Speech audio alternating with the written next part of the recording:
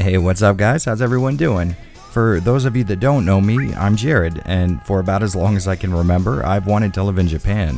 And now that I'm painfully close to graduating college at the ripe old, young, boisterous age of 35, I'm left with a bit of a conundrum. See, I've spent a lifetime amassing a video game collection, and sure, maybe it's not the biggest collection anyone's seen here on YouTube, but it's certainly big enough that I'm now left with the problem of figuring out exactly what to do with it now that I'm moving out of my home country. I could go scorched earth and just sell all of my games, but as you might imagine, a majority of these games hold a lot of sentimental value for me. I could, of course, just pack them all up and keep them somewhere safe while incrementally shipping them to myself once I've settled down, but that has downsides of its own, mainly the fact that I won't be able to create content for this channel for what may end up being a sizable chunk of time, limiting me to either only covering PC games or exclusively using emulation. And those of you who've been around for a while might know that part of the creative process for me is working with real video output from actual game consoles, so that's definitely not going to work. But I may have come up with a solution that lies somewhere in the middle of those two extremes. My plan is to outfit most of my consoles with some kind of method for booting backups. For cartridge-based stuff, flash carts are a relatively available and proven solution, but for the longest time, disc-based media was the bugbear in this plan.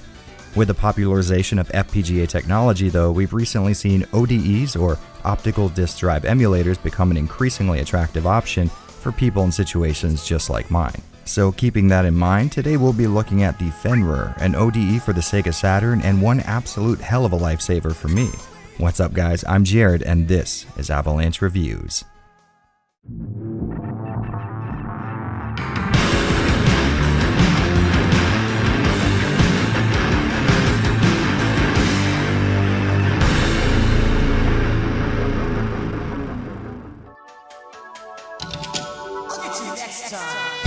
The Fenrir is a killer little device, and until Professor Abrasive finishes his Saturn ODE or the guys behind the Rhea and Phoebe decide to actually produce a few units, it's the only game in town for people trying to play backups on Sega's little black box. And of course I do have to mention the Mode, Terra Onion's new entry in the ODE market. And even though both Saturn and Dreamcast compatibility is a really cool idea, it's not available at the time of writing this. Plus the cost might be a little more prohibitive than other options listed. But the Fenrir being the only real option as of the time of this video doesn't mean it gets an automatic pass. We're still going to put this thing through its paces, and now's probably a good time to say that this Fenrir unit was sent to me by 8-Bit Mods for the purpose of this review.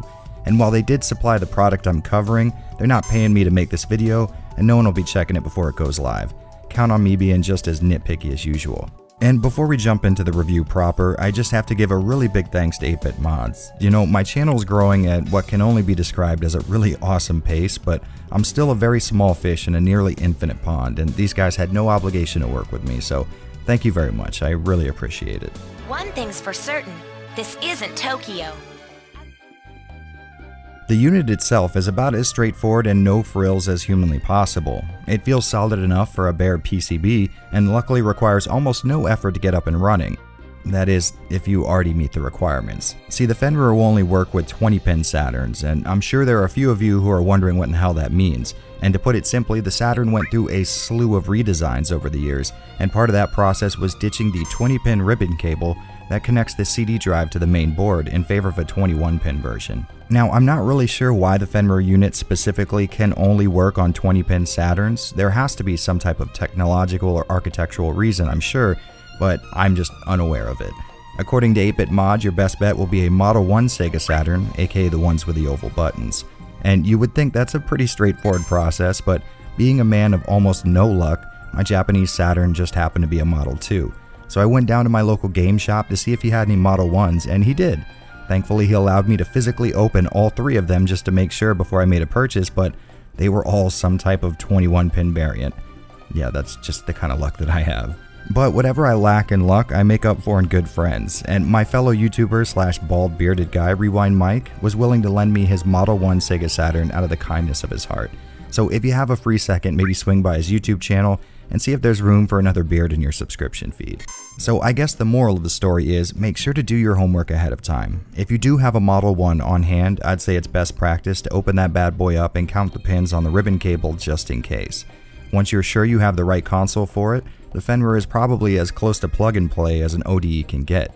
Simply open your Saturn, unplug the power and data connections from the CD drive, and plop in the Fenrir using the same power and data connections. You might also want to be a little gentle while plugging in the ribbon cable, as it's likely decades old at this point, but replacement ribbon cables can be easy to come by, and I didn't break mine while installing, so don't stress it too much.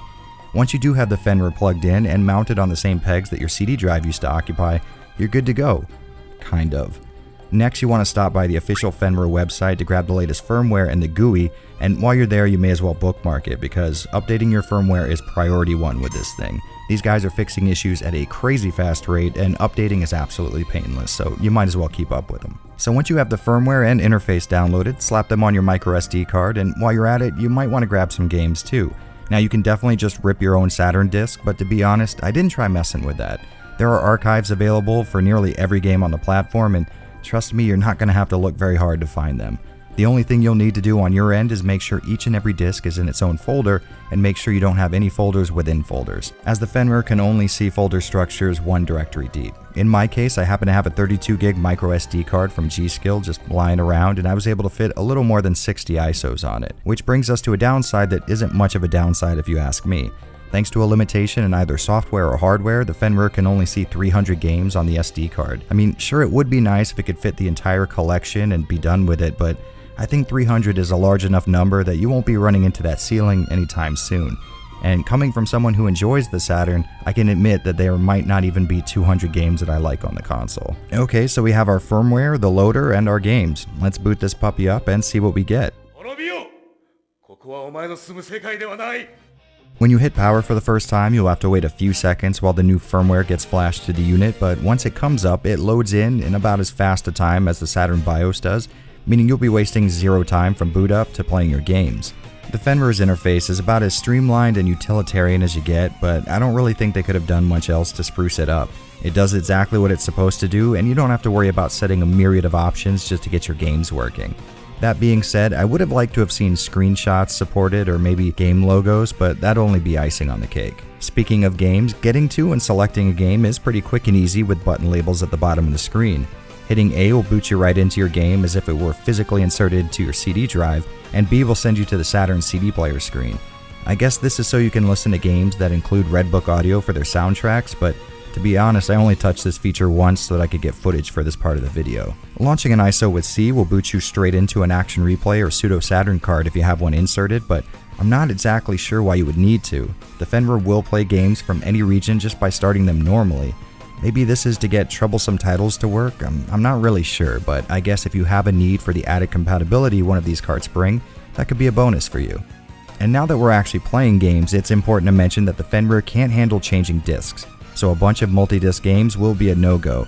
But there are a lot of multi-disc titles that allow you to save at the end of one disc and load a game from there, so it's not a complete loss.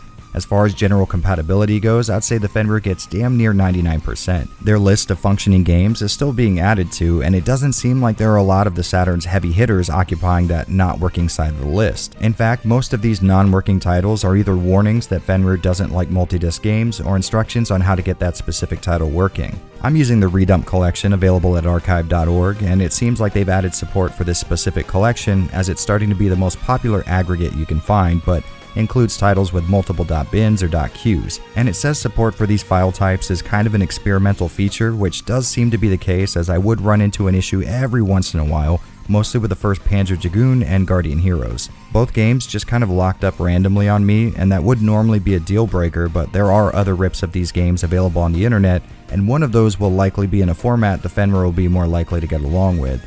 And on a personal note, I haven't really gotten either of these two games to repeat the same exact thing ever since I had it happen to me the first time, so maybe it was a one-time issue, I'm not really sure, but it's definitely worth mentioning. The rest of the games I've tried have given me almost zero issues. I've been able to run fan translations like Police Knots and Dragon Force 2 without an issue, but for some reason I just couldn't get the translations of the later scenarios of Shining Force 3 working, no matter where I got them from. They just all seemed to lock up at the Fenrir's loading screen, and even booting into my pseudo Saturn cart yielded no positive results. Which is a real bummer because I actually like Shining Force 3 a lot, and I'd love to see how the story ends. A plus side that you might assume, since the Fenrir lets you go from a slow 90s era CD drive to a modern flash media reader, would be improved load times. And while you will see a few seconds saved here or there while a game's loading in, you're more likely to see an improvement in areas where the CD would have to spin up for the laser to find data somewhere on the disc, like voice acting or FMV starting. Since that information is now available the second the console needs it, you will see an increase in overall snappiness in some games, but it won't revolutionize the speed at which you play Saturn games. Of course, any improvement is definitely appreciated. Okay, so we've been over the technical stuff. I guess this is where I give my overall opinion, and it is most definitely a positive one. I was looking for a solution that would let me take my Saturn collection and more to Japan, and the Fenrir fulfills that role perfectly. I haven't run into any major compatibility issues in the 70 some odd games I've tested, and at a price point of just over $100, it's not exactly going to break the bank. Now of course, 100 bones isn't exactly chump change even for your boy Big Money Jared, but if you're shopping for ODEs, you can easily spend upwards of triple that much. For me, this is the total package, and I don't really need anything more. So if you're in the market for a cost-effective, no-frills solution for playing your Saturn games, well, your next best option is spending double the price for about the same performance. On the downside, you won't be able to switch discs in multi-disc games, and you'll need to remove your stock CD-ROM, so you won't get a chance to play any of your actual copies of Saturn games unless you're looking to find a screwdriver and open your console back up. Luckily, those really aren't deal breakers for me personally, and I'd imagine most of you guys would feel the same way. So the Fenrir gets a huge recommendation from me. It's a killer little product that once you confirm you have a console that can make use of it, is about as straightforward as you can imagine. No soldering or complicated options to slog through. Just plug it in and pop some games on a FAT32 formatted microSD card. And I guess I don't have too much more to say about the product itself, so why not recommend some games to go along with it?